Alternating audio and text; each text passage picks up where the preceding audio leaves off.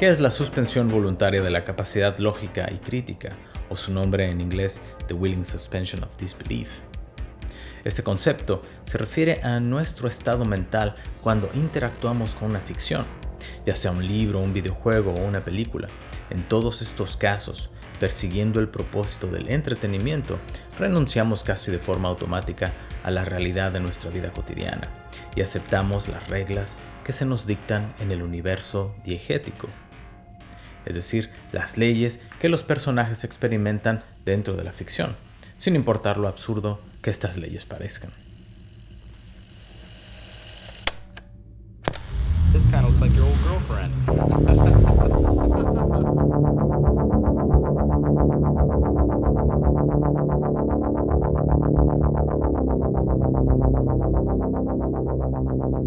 A partir del momento que comenzamos la lectura o vemos una película, olvidamos parcialmente las leyes de la física que rigen nuestro universo. En la ficción es posible en pocos segundos experimentar diferentes espacios de tiempo. En un parpadeo podemos viajar de un lugar a otro.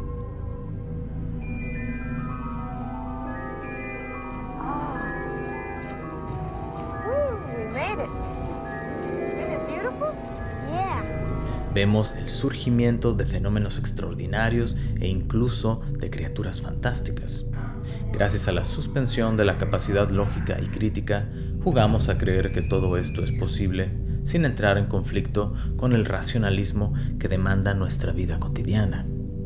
Si no fuéramos capaces de ignorar la lógica de nuestra realidad inmediata, al ver una película con elementos sobrenaturales, sería imposible entrar al juego de la ficción y por ende chocaríamos una y otra vez con las incoherencias de este juego.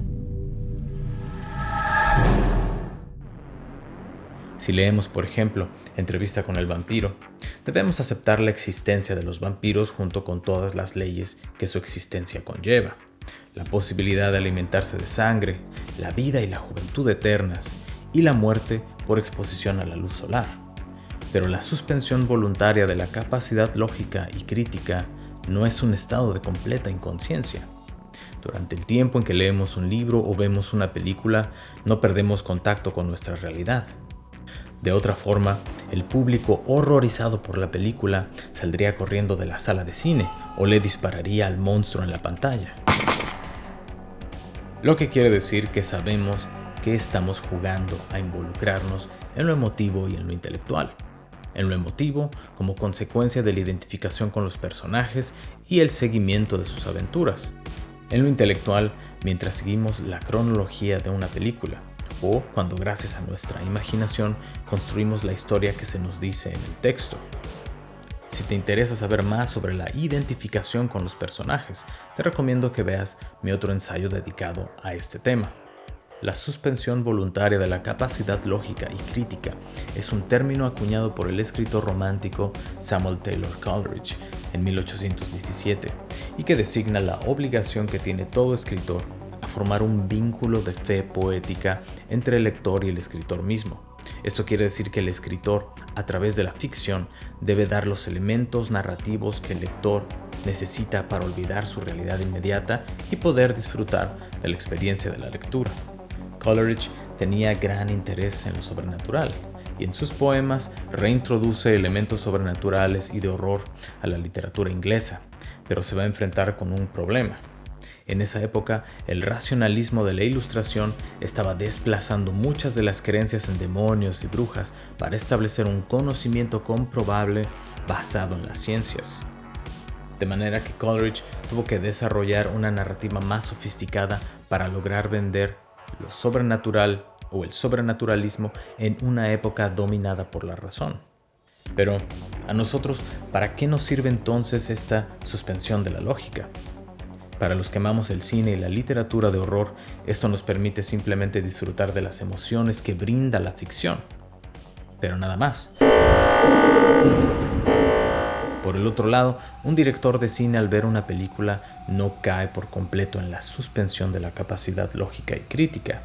Para él, una película no representa la pura emoción de vivir una aventura a través de los personajes, sino una construcción audiovisual que tiene la clara finalidad de evocar ciertas emociones en el público a través del guión, la fotografía, el movimiento de cámara, la actuación, la edición y el sonido. Here's what we're trying to do. We're trying to make strangers feel something at the same time.